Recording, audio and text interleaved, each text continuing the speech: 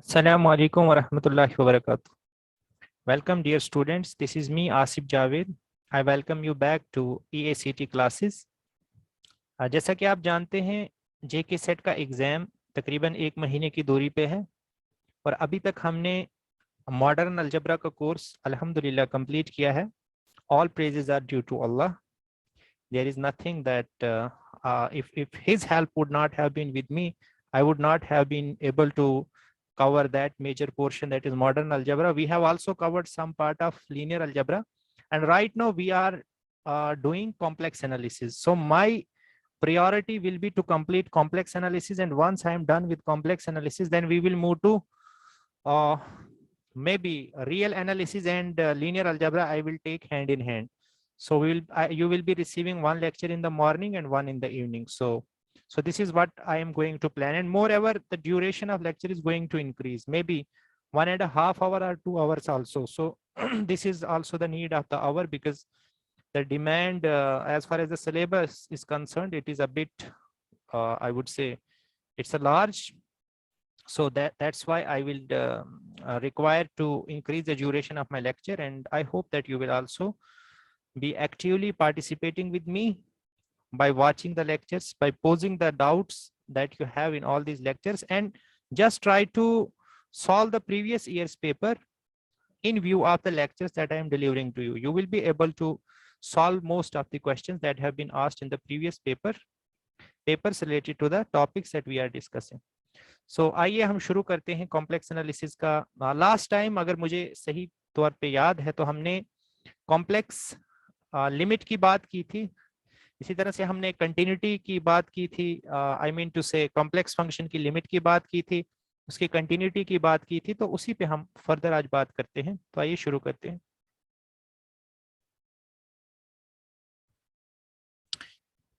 Okay, आज हम शुरू करते हैं कॉम्प्लेक्स डिफरेंशिएबल फंक्शन. जैसे हम रियल एनालिसिस में पढ़ते हैं, क्योंकि रियल एनालिसिस अभी हमने पढ़ा नहीं है, लेकिन डिफरेंशिएबिलिटी कोई ऐसी चीज नहीं है जो हमने कोई हाई फाई कॉन्सेप्ट नहीं है. डिफरेंशिएबिलिटी आपने 12th स्टैंडर्ड में की है. तो same sort of thing we are going to explore here, except कि वहां पे हम रियल सिस्टम में काम करते थे, यहाँ पे हम कॉम्प्लेक्स नंबर सिस्टम में काम करेंगे. So if I have a function from any subset of complex numbers to the set of complex numbers itself, that means I am having a complex function. And if z0 is either element of A or limit point of A, if it is either element of A or limit point of A, then f is said to be differentiable at point z equal to z0 if what happens, if this limit exists. इसको गौर से देखिएगा, ये limit exist करनी चाहिए. Just a second. ये limit, अगर ये limit exist करती है तो उस केस में हम कहेंगे कि फंक्शन f ऑफ z का डेरिवेटिव एग्जिस्ट करेगा at z equal to z0. बात क्लियर है? कौन सी लिमिट है ये? f of z0 plus h minus f of z0 upon h limit h approaches to 0. तो अगर ये लिमिट एग्जिस्ट करने का मतलब है ये फाइनाइट होनी चाहिए इसकी वैल्यू. तो इसको हम कैसे डिनोट करते हैं? We denote it by f prime z0. So that is called the derivative of f at point z0. तो ये तो हो गई इसकी डेफिनेशन. एग्जांपल हम देखते हैं, जैसे z स्क्वायर को ले लीजिए. We have to see whether it is differentiable और not. If we have to see whether it is, एक इसका ये भी है, या तो आप ऐसे बताइए, या एक दूसरा तरीका ये है, limit z approaches to z0 f of z minus f of z0 upon z minus z0 exists. But I will recommend you to remember this definition, because this definition is more practical than this definition, and this definition comes from this basic definition itself. Okay, चलो z square को देखते हैं. अगर z square की limit हमें suppose check करनी है, कहाँ पे? किसी भी पॉइंट z पे. ठीक है बच्चे? तो अगर हमें z पॉइंट पे चेक करनी है, देन वी विल टेक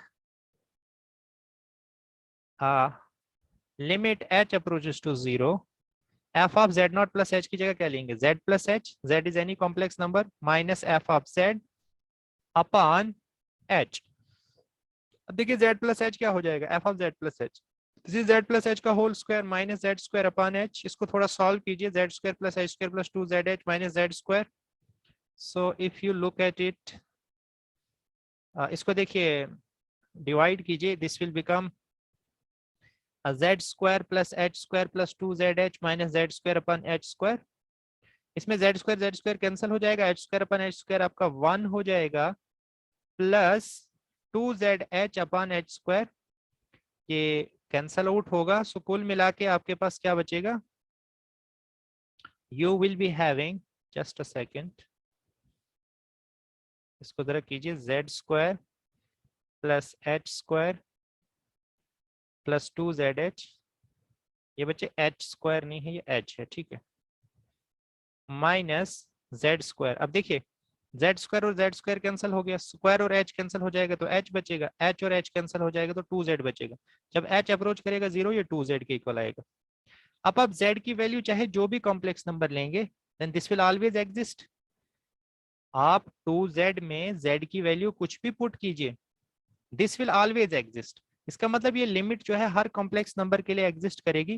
कहने का मतलब ये है कि जो ये फंक्शन होगा f z equal to z square, this is differentiable for all z belonging to C। Clear है? फाइन। सिमिलरली हम प्रूव कर सकते हैं, जैसे हमने जेड स्क्वायर के लिए किया, we can actually extend it for z की पावर n। और जैसे हमने जेड स्क्वायर देखा उसका 2z आ रहा है, तो जेड की पावर n का n z n minus n आ जाएगा। और एक इंपॉर्टेंट चीज जो मैं आपके साथ डिस्कस करना चाहता हूं, और जो ऑलरेडी आप बच्चे जानते हैं, जो भी फंक्शन डिफरेंशिएबल है वो कंटिन्यूअस हो ही जाता है, लेकिन बहुत सारे फंक्शन ऐसे होते हैं जो कंटिन्यूअस होते हैं लेकिन वो डिफरेंशिएबल नहीं होते हैं। तो ये बात भी आप याद रखेंगे। और यहाँ पे देखिए इसका प्रूफ भी दिया है कि सपोज अगर एक फंक्शन डिफरेंशिएबल है, तो डिफरेंशिएबल अगर है तो F of z not plus H minus F of z not को आप ऐसे लिख सकते हो। अब दोनों साइड आप लिमिट अप्लाई कीजिए। जब आप दोनों साइड लिमिट अप्लाई करेंगे, क्योंकि डिफरेंशिएबल है तो ये लिमिट फाइनाइट हो जाएगी। So this is something finite into h. तो limit of f z at z as z approaches to z not, this is equal to, this will be equal to f of z not. तो ये exactly किसकी definition है, continuity की definition. So we started with differentiability at z not and we ended with continuity at z not. So if we have any function which is differentiable at a point, then it has to be necessarily continuous at that point. But at the same time, there are examples of functions which are continuous but not differentiable. जैसे कि f of z equal to real part of z लीजिए is equal to x. This is a continuous function. अब देखते हैं क्या differentiable होगा या नहीं होगा।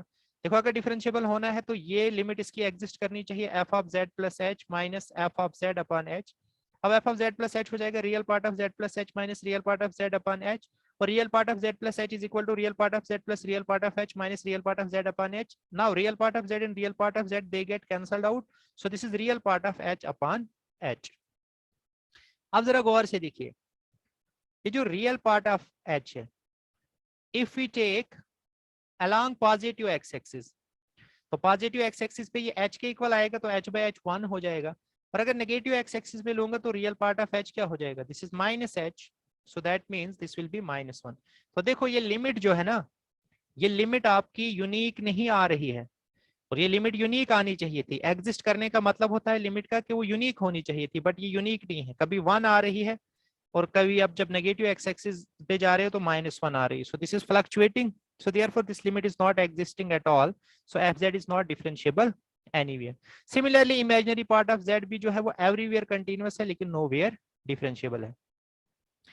तो यहां से ये चीज क्लियर हो गई कि अगर एक फंक्शन कंटिन्यूअस है तो जरूरी नहीं है कि वो डिफरेंशिएबल भी होगा। अब f of z equal to mod of z लीजिए, अब z इक्वल टू 0 पे, again this is a continuous function because x is continuous, y is continuous, x square is continuous, y square is continuous, square root of continuous function is continuous, so it is continuous। लेकिन वहीं पे इसकी जब limit आप देखेंगे, ये वाली limit, positive x axis पे 1 आएगा, नेगेटिव पे 1 आएगा, पॉजिटिव एक्सिस पे माइनस आएगा, नेगेटिव पे, तो क्लियरली आप देख सकते हैं कि ये फंक्शन जो है डिफरेंशिएबल नहीं होगा।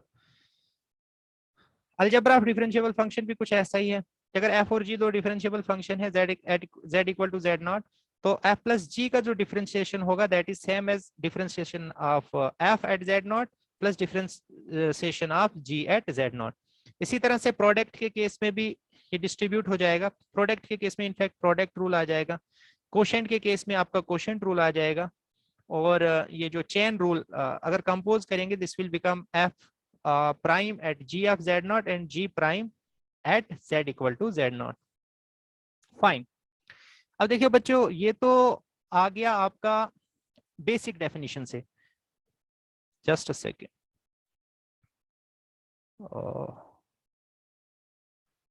I have gone.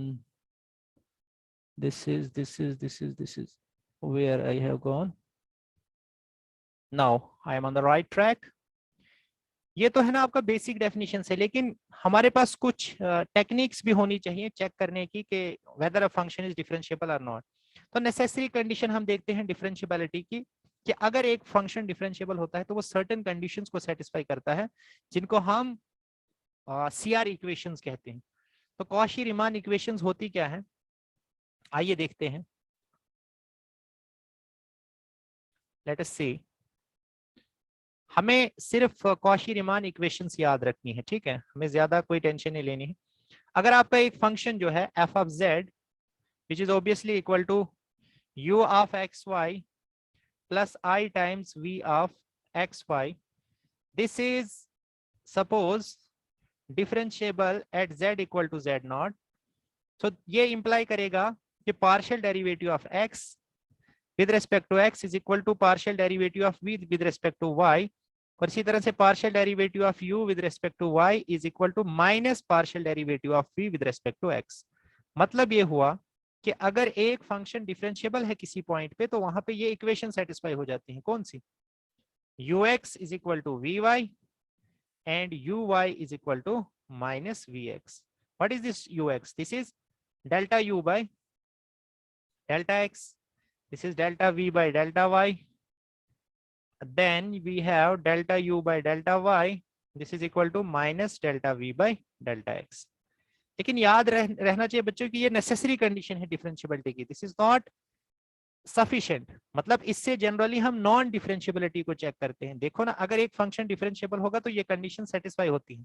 इसका मतलब ये हो गया कि अगर ये कंडीशन सेटिस्फाई नहीं हो रही है किसी पॉइंट पे, तो उस पॉइंट पे फंक्शन डिफरेंशिएबल नहीं होगा, क्योंकि अगर होता तो ये कंडीशन सेटिस्फाई होती, अगर नहीं हो रही इसका मतलब वो फंक्शन डिफरेंशिएबल नहीं है। तो एक तो ये तरीका है इसको देखने का। अच्छा, दूसरा क्या है, आप ऐसे भी देख सकते हैं इसको। कॉशी रीमान इक्वेशन की दूसरा फॉर्मेट क्या है इसका, कि फंक्शन ऐसे भी देखते हैं इसको, f x is equal to minus i times f y, that is partial derivative of f with respect to x is equal to minus iota times partial derivative of f with respect to y. So this is another way of writing Cauchy-Riemann equation. तो ऐसे भी आप Cauchy-Riemann equation को लिख सकते हो, या फिर ऐसे ux is equal to vy and uy is equal to minus vx। अभी हम कुछ examples देखेंगे, this will become clear. Okay, fine. Okay, देखो जैसे हम ये एग्जांपल देख लेते हैं ना, जैसे हमें f z equal to z bar देखना है, क्या ये z bar, this is x minus i y, ठीक है ना। तो u किसके इक्वल है आपका, x के, और v किसके इक्वल है, माइनस y के।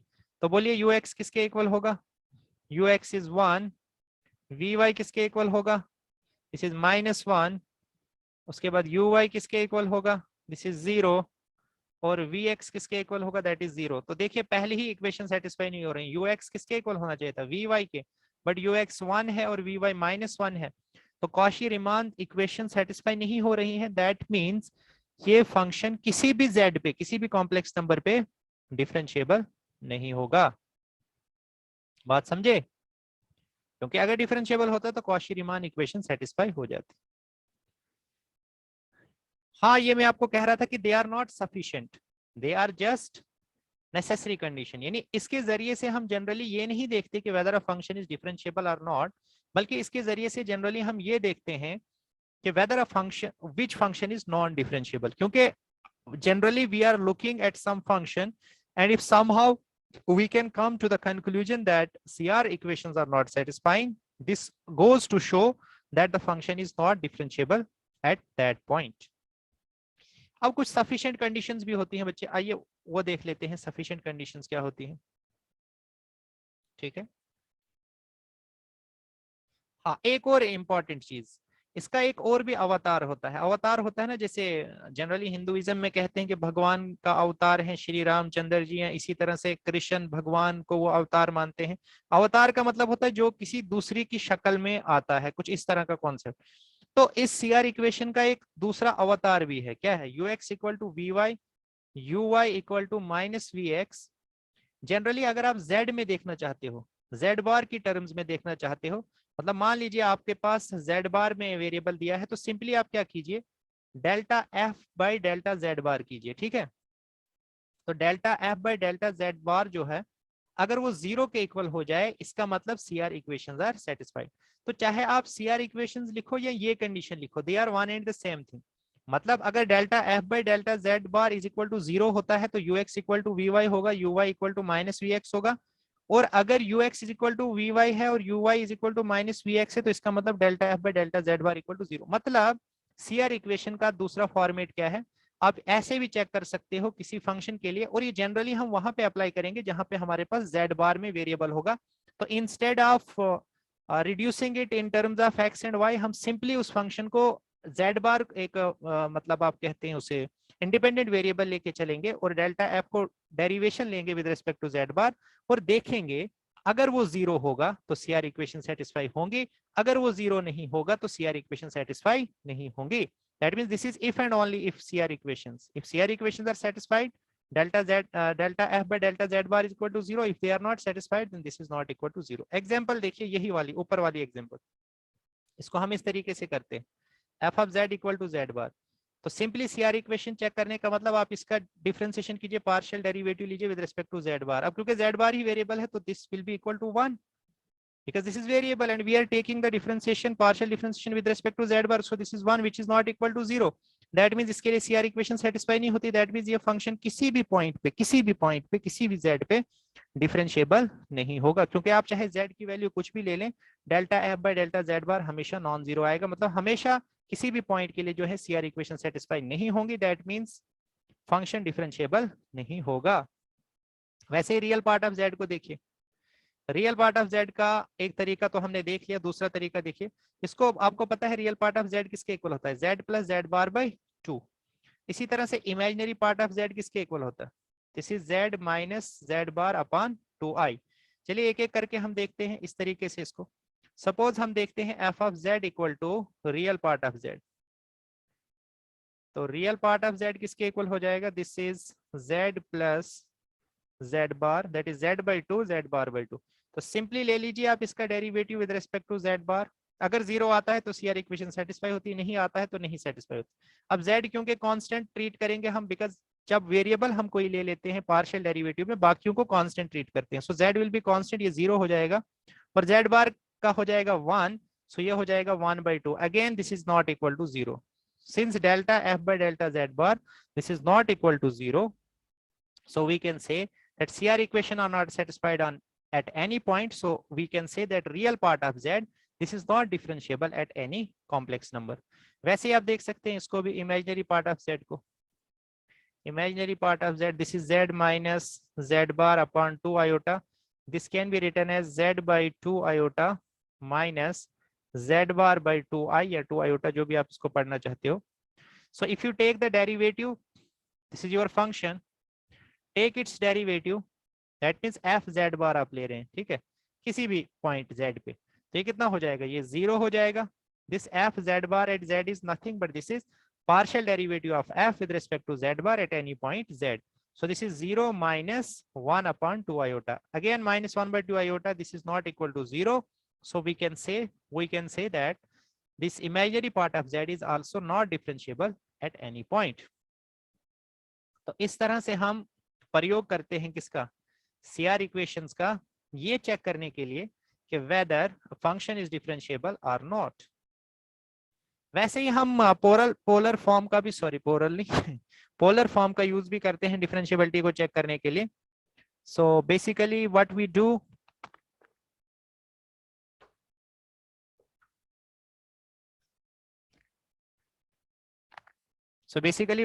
in case of polar form, कभी कभार ना हमारे पास जो फंक्शन दिया गया होता है वो थोड़ा सा अजीब सा फंक्शन होता है, तो उसको समहाउ हम क्या करते हैं, उसको हम x और y में लाते हैं, और x और y में लाने के बाद x को r cos थीटा पुट करेंगे, y को r sin थीटा, और फिर हम उस पे कॉन्सेप्ट लगाते हैं लिमिट का, and then we solve that. इसी तरह से आपके पास बहुत सारी यहाँ पे एग्जांपल्स हैं, आप देखिए इन एग्जांपल्स को। They will be employing the concept of CR equations. चलिए बात करते हैं अब एनालिटिक फंक्शन की। देखो बच्चों, एनालिटिक फंक्शन होता क्या है? अभी तक हमने क्या क्या पढ़ा?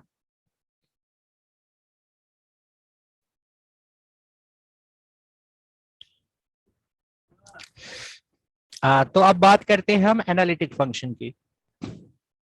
देखो अभी तक हमने कंटिन्यूटी का कॉन्सेप्ट पढ़ा है, डिफरेंशियबिलिटी का कॉन्सेप्ट पढ़ा है, लेकिन जो एनालिटिक फंक्शन का कॉन्सेप्ट है, it is a bit I would say advanced concept. तो एनालिटिक फंक्शन में आपको बताता हूं, पहले आप समझिए ये एनालिटिक फंक्शन का कॉन्सेप्ट होता क्या है। It is very closely associated with the concept of differentiability. देखो किसी भी पॉइंट पे कोई फंक्शन एनालिटिक कब होता है? बेसिकली हम क्या करते हैं, हम उस पॉइंट पे ना एक नेबरहुड लेते हैं, ठीक है? कोई एक नेबरहुड ऐसा एग्जिस्ट करना चाहिए उस पॉइंट के अराउंड, सच दैट वो फंक्शन उस नेबरहुड में हर जगह डिफरेंशिएबल हो। बात समझ आ रही है मेरी, मैं क्या कह रहा हूं? किसी भी पॉइंट पे अगर किसी फंक्शन को आपको एनालिटिक देखना है, आप कम से कम एक नेबरहुड ले लो। और नेबरहुड का मतलब जब भी मैं कॉम्प्लेक्स एनालिसिस में बात करूंगा तो इसमें इनफाइनाइटली मैनी पॉइंट आ जाएंगे, क्योंकि नेबरहुड की डेफिनेशन ही यही होती है कि कम से कम एक बॉल आपको ऐसा मिलना चाहिए जो कि उस सेट के अंदर पूरा का पूरा कंटेन करता हो। उस पॉइंट को एक कंटेन करने वाला एक बॉल मिलना चाहिए जो उस सेट के अंदर पूरा का पूरा कंटेन करता हो, तभी वो नेबरहुड बनता है। तो नेबरहुड क्योंकि कम से कम एक बॉल तो कंटेन करता है, और एक बॉल कंटेन करने का मतलब है इन्फिनिटली मैनी पॉइंट्स कंटेन करता है। तो नेबरहुड को आप समझ सकते हो इस तरह से, जैसे नेबरहुड की बात जब हम करते हैं कहाँ पे, जब हम इसकी बात करते हैं रियल नंबर सिस्टम में, तो वहां पे नेबरहुड का कॉन्सेप्ट जो है वो इंटरवल, सॉर्ट ऑफ इंटरवल। और वहीं पे जब हम 2 डायमेंशन में जाते हैं तो वहां पे डिस्क की शेप में है, और 3 डायमेंशन में जाते हैं तो स्फीयर की टाइप में। तो एनालिटिक फंक्शन क्या होता है? एनालिटिक फंक्शन में ऐसा होता है कि होता क्या है यहाँ पे, कि उस पॉइंट के अराउंड, वो जो पॉइंट होता है उसके अराउंड आपको कम से कम एक नेबरहुड मिलना चाहिए, और उस नेबरहुड में हर पॉइंट पे फंक्शन डिफरेंशिएबल होना चाहिए। अब यहाँ पे कैच पॉइंट क्या है? इंपॉर्टेंट पॉइंट यहाँ पे ये है कि क्योंकि नेबरहुड में इनफाइनाइटली मैनी पॉइंट्स होते हैं, मतलब ये हुआ कि एक analytic function infinitely many points पे डिफरेंशिएबल होना चाहिए। मतलब ये हुआ कि अगर आपके पास कोई फंक्शन है जो फाइनाइटली मैनी पॉइंट्स पे डिफरेंशिएबल है, तो वो कभी भी एनालिटिक फंक्शन नहीं हो सकता। बात समझ आई? क्योंकि this is contained in the definition of analytic function. देखिए definition, a complex function is said to be analytic at z equal to z naught if f is differentiable in some neighborhood of z naught। मतलब some neighborhood of z naught का मतलब z naught के हर, मतलब sorry, z naught के neighbourhood में जितने भी points है वहां पे आपका फंक्शन क्या होना चाहिए? डिफरेंशिएबल होना चाहिए। So there exists an open ball around z equal to z naught at each point of which f is differentiable। या आप कह सकते हैं कि f is analytic at z equal to z naught, और इसी एनालिटिक का दूसरा नाम होता है होलोमॉर्फिक। और जिस पॉइंट पे कोई फंक्शन एनालिटिक होता है उस पॉइंट को हम कहते हैं रेगुलर पॉइंट ऑफ f। और जहां पे फंक्शन एनालिटिक नहीं होता है उसे हम कहते हैं सिंगुलर पॉइंट, तो वो हम बाद में पढ़ेंगे। बात करते हैं एंटायर फंक्शन की। एंटायर फंक्शन क्या होता है? A function f that is analytic on whole complex plane. पूरे कॉम्प्लेक्स प्लेन पे जो फंक्शन एनालिटिक हो उसे हम एंटायर फंक्शन कहते हैं। अभी जो कॉम्प्लेक्स प्लेन है ना, ये एक होता है कॉम्प्लेक्स प्लेन सिंपली सी, दूसरा होता है सी इंफिनिटी, इसको हम कहते हैं finite complex plane. This is called finite complex plane. इसको फाइनाइट इसलिए कहते हैं क्योंकि स्टीरियोग्राफिक प्रोजेक्शन का कॉन्सेप्ट आपने पढ़ा होगा, अगर नहीं पढ़ा है तो उसे आप पढ़ लीजिएगा, कि जो भी पॉइंट आपका सी पे होता है it can be actually mapped on to sphere, उसे हम एक स्फीयर पे मैप कर सकते हैं। So this is how we look at whole complex plane as what, a sphere. और क्योंकि स्फीयर आपका जो है वो what it is actually, sphere एक फाइनाइट चीज होती है, और क्योंकि पूरे कॉम्प्लेक्स प्लेन को, ना सिर्फ कॉम्प्लेक्स प्लेन को बल्कि इन्फिनिटी को भी आप एज ए नॉर्थ पोल उसे आप ट्रीट कर सकते हैं, नॉर्थ पोल से उसे मैप कर सकते हैं बाय ए सूटेबल मेथड। तो इस तरह से पूरा जो आपका एक्सटेंडेड कॉम्प्लेक्स प्लेन है, it is mapped on to a sphere. So therefore this is a sort of finite complex plane.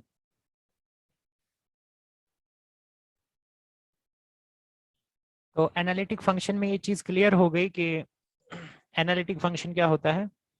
कोई भी फंक्शन एनालिटिक तब होता है अगर किसी भी पॉइंट पे, अगर उस पॉइंट के अराउंड हमें कम से कम एक नेबरहुड मिले such that function is differentiable on that neighborhood, मतलब उस नेबरहुड में हर पॉइंट पे वो फंक्शन क्या होना चाहिए, डिफरेंशिएबल होना चाहिए। So analyticity is a more powerful concept than differentiability. अब कुछ एंटायर फंक्शंस देखिए, f of z equal to z, this is entire on C, f z equal to, हाँ तो ये एनालिटिक की बात की थी, फिर मैंने बात कही थी आपकी एंटायर फंक्शन, एक फंक्शन जो पूरे सी पे एनालिटिक होगा, यदि पूरे कॉम्प्लेक्स प्लेन पे, तो इन्फिनिटी को छोड़ के मैं यहाँ पे बात कर रहा हूँ, ठीक है, क्योंकि एक आपका सी यूनियन इन्फिनिटी भी होता है, उसको एक्सटेंडेड कॉम्प्लेक्स प्लेन कहते हैं। लेकिन मैं यहाँ पे आपको ये कह रहा हूँ कि एक फंक्शन अगर फाइनाइट कॉम्प्लेक्स प्लेन में, मतलब पूरे सी में अगर वो एनालिटिक हो, उसे हम एंटायर फंक्शन कहते हैं। जैसे f z equal to z आप चेक कर सकते हैं, this is analytic at every complex number, so this is entire, कोई भी पॉलिनोमियल फंक्शन। इसी तरह से ये function f of z equal to z bar, this is not an entire function. क्यों नहीं है ये एंटायर फंक्शन, क्योंकि बच्चे अभी हमने पहले देखा था, अगर आप इसका delta f by delta z bar करोगे, this is equal to 1 which is not equal to 0, तो ये किसी भी पॉइंट पे डिफरेंशिएबल नहीं है। अगर ये किसी पॉइंट पे भी डिफरेंशिएबल होता तो सीआर इक्वेशन सेटिस्फाई होनी चाहिए थी, मतलब delta f by delta z bar किसके इक्वल होना चाहिए था, 0 के, बट हर पॉइंट पे ही नॉन जीरो है, दैट मीन्स किसी भी पॉइंट पे ये फंक्शन एनालिटिक नहीं है, ऑब्वियसली एंटायर की तो बात ही नहीं। इसी तरह से set of all analytic regular point form an open set, अगर आप सेट ऑफ एनालिटिक पॉइंट्स लोगे आर रेगुलर पॉइंट्स, मतलब अगर आप रेगुलर पॉइंट्स या एनालिटिक पॉइंट्स को जमा कर रहे हो, तो वो जो सेट बनाएंगे वो हमेशा ओपन सेट होगा, ठीक है। If you take any collection of, I mean to say analytic or regular points, this is always an open set. I will not go into the detail of this, you can check the details here, it's not that difficult to understand. इसी तरह से अगर एक function analytic है तो ये differentiable होना चाहिए एट अनकाउंटेबली मेनी पॉइंट्स। अगर एक फंक्शन एनालिटिक है, it must be differentiable at uncountably many points. लेकिन इसका कन्वर्स ट्रू नहीं है, यानी अगर एक फंक्शन अनकाउंटेबली मेनी पॉइंट्स पे डिफरेंशिएबल है तो जरूरी नहीं है कि वो फंक्शन एनालिटिक होगा। और एग्जांपल आप यहाँ पे देख सकते हो, सपोज मैं एक पॉइंट लेता हूँ, तो आप क्लियरली देख सकते हैं कि ये जो आपका फंक्शन है f z equal to x square plus iota y square, now this function is differentiable at uncountably many points. और ये जो आप देख सकते हैं पॉइंट, इसके लेफ्ट साइड और राइट साइड हर जगह ये फंक्शन क्या है, डिफरेंशिएबल है। लेकिन ये फंक्शन एनालिटिक नहीं है, क्योंकि अगर आप कोई भी नेबरहुड इसके अराउंड लेंगे तो नेबरहुड के हर पॉइंट पे डिफरेंशिएबल नहीं होगा, क्योंकि नेबरहुड में इस लाइन से बाहर वाले पॉइंट भी आ जाएंगे and they are not contained in this line. तो इसलिए आप कह सकते हैं कि this function is differentiable at uncountably many points, क्योंकि लाइन पे आप कोई भी इंटरवल लेते हैं उसमें अनकाउंटेबली मेनी पॉइंट्स ही होते हैं। तो इसका मतलब ये हो गया कि अगर अनकाउंटेबली मेनी पॉइंट्स पे फंक्शन डिफरेंशिएबल हो, डजंट मीन कि वो फंक्शन एनालिटिक होगा। लेकिन हाँ, अगर एक फंक्शन एनालिटिक है तो अनकाउंटेबली मेनी पॉइंट्स पे वो डिफरेंशिएबल होना चाहिए।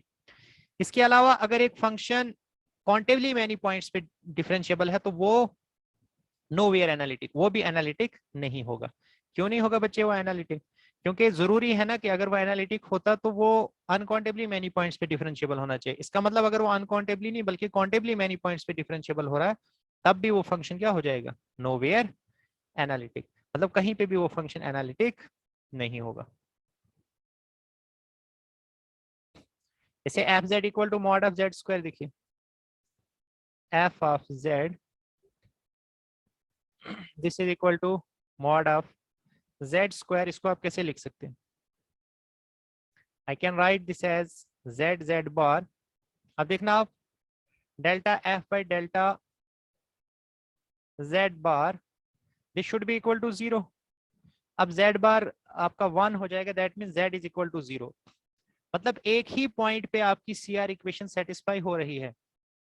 कहने का मतलब ये है कि there are infinitely many points, मतलब z इक्वल टू 0 को छोड़ के अगर आप कोई भी पॉइंट लेते हैं, if you take any point other than z equal to 0, then your function is not satisfying CR equations. तो इसलिए आप कह सकते हैं कि दिस इज कि ये फंक्शन जो है ये एनालिटिक, नो वेयर एनालिटिक होगा, बिकॉज ये अगर हो सकता है तो सिर्फ एक ही पॉइंट पे क्या हो सकता है, there is only one hope. वो भी क्लियर नहीं है हमें कि वहां पे भी ये एनालिटिक होगा या नहीं होगा, लेकिन उसको छोड़ के जितने भी पॉइंट्स हैं उन पे ये नॉन एनालिटिक ही होगा। दैट मीन्स मतलब ये नॉन डिफरेंशिएबल ही होगा। तो एक ही पॉइंट है जहां पे इसकी संभावना है एनालिटिक होने की, that means finitely many points या काउंटेबली मैनी पॉइंट्स भी एनालिटिक, सॉरी एनालिटिक ने डिफरेंशिएबल है, तो इसलिए ये फंक्शन जो है नो वेयर एनालिटिक हो जाएगा इन view of the above point. अब देखिए necessary and sufficient condition for analyticity. ऊपर तो हमने सिर्फ ये कहा था ना, वन वे हमने कहा था कि अगर एक फंक्शन एनालिटिक हो जाता है तो वो डिफरेंशिएबल हो, सॉरी अगर एक फंक्शन, क्या कहा था मैंने आपको, हाँ अगर एक फंक्शन डिफरेंशिएबल होता है किसी भी पॉइंट पे तो वो फंक्शन क्या हो जाएगा, that function will be satisfying CR equation. अब necessary and sufficient condition for analyticity क्या होगी, let f be defined on a domain d, then f is analytic in domain d if and only if what happens, ये सब partial derivatives exist करने चाहिए और continuous भी होने चाहिए हर पॉइंट ऑफ डी पे, और साथ में सेटिस्फाई करने चाहिए सीआर इक्वेशन। अगर ये सब कंडीशन सेटिस्फाई हो जाएंगे तब हम कह सकते हैं कि वो फंक्शन क्या है, वो फंक्शन एनालिटिक हो जाएगा उन पॉइंट्स पे। चलिए देखते हैं। सपोज अगर ये फंक्शन हम देखते हैं z bar upon z square if z is not equal to 0 and 0 if z is equal to 0, तो clearly delta f by delta z bar जब आप निकालेंगे, so this is not equal to 0 at z not equal to 0, and this limit, अच्छा at z equal to 0 पे इसकी जो CR equations हैं वो सेटिस्फाई, ये बोल रहा है कि ये फंक्शन कंटिन्यूअस होगा at z equal to 0, differentiable होगा at z equal to 0, analytic होगा एट z इक्वल टू 0। तो क्लियर सी बात है बच्चे, जब हम इसकी कंटिन्यूटी चेक कर रहे हैं तो ये कंटिन्यूअस ही नहीं हो रहा है, मतलब ये लिमिट जो है वो एग्जिस्ट ही नहीं कर रही है। क्योंकि अगर हम y equal to m x ले लें, y equal to m x होता क्या है बेसिकली, ये आपने देखा होगा क्योंकि आप इन बातों से ऑलरेडी इन्फॉर्म्ड होंगे। y equal to m x आपकी ये लाइन होती है, जब आप m चेंज करते हो यू गेट डिफरेंट लाइंस, मतलब आप डिफरेंट साइड से अप्रोच कर सकते हैं। तो आप चाहे आप जब डिफरेंट साइड से अप्रोच करेंगे तो आपकी लिमिट क्या आ जाएगी, डिफरेंट आ जाएगी। सो दैट मीन्स व्हाट, अगर डिफरेंट साइड से आप अप्रोच कर रहे हैं और आपकी लिमिट डिफरेंट आ रही है, इसका मतलब लिमिट एग्जिस्ट ही नहीं कर रही है, और लिमिट एग्जिस्ट नहीं करी तो ये कंटिन्यूअस ही नहीं होगा।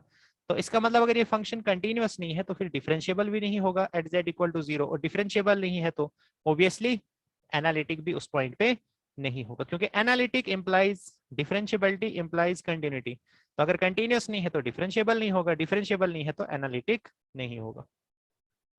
तो एक ही कंडीशन इसमें सेटिस्फाई होगी, दैट इज कि delta f by delta z bar जब आप लेंगे, this will be equal to what is the delta f by delta z bar.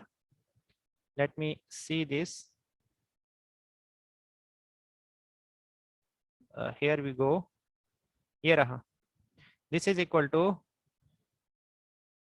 जब मैं CR इक्वेशन इसकी लिख, this is 2 z bar upon 1 by z square, and this is equal to 0, this is equal to 0 if and only if, इसको कैसे लिखता हूं मैं, ये आ जाएगा 2 z bar और इसको लिख सकता हूं मैं z into z bar, this is equal to 2z bar upon z square.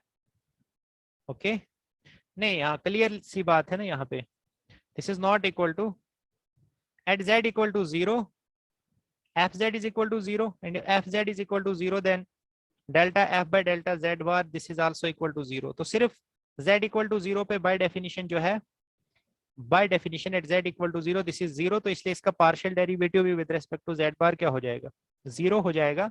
So therefore it will satisfy CR equation at z equal to 0 because that is 0 function। Fine,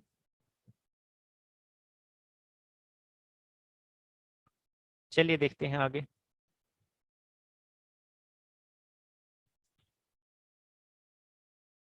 इसी तरह से इस फंक्शन को देखिए, f from c to c given by f z equal to z bar का square upon z. तो अगर आप इसका delta f by delta z bar निकालेंगे, this will be continuous at z equal to 0 for differentiability. If you look at it तो इसमें limit exist नहीं करेगी, तो इसमें कौन सा ऑप्शन आ जाएगा, कंटिन्यूअस है ये तो ये ऑप्शन आएगा नहीं। इस डिफरेंशिएबल गलत, डिफरेंशिएबल है नहीं, तो डिफरेंशिएबल है नहीं तो एनालिटिक भी नहीं होगा, सिर्फ सेटिस्फाई करता है CR equation at z equal to 0। इसी तरह से इसका देखिए z बार का this is not equal to 0, तो जब 0 नहीं होगा तो ये किसी भी पॉइंट पे डिफरेंशिएबल नहीं होगा, तो किसी भी पॉइंट पे डिफरेंशिएबल नहीं होगा तो एनालिटिक तो की तो बात ही नहीं है। This will B not analytic anywhere, in fact this is not analytic at any point. Okay fine, so I will take a separate lecture in which I will try to cover these problems separately।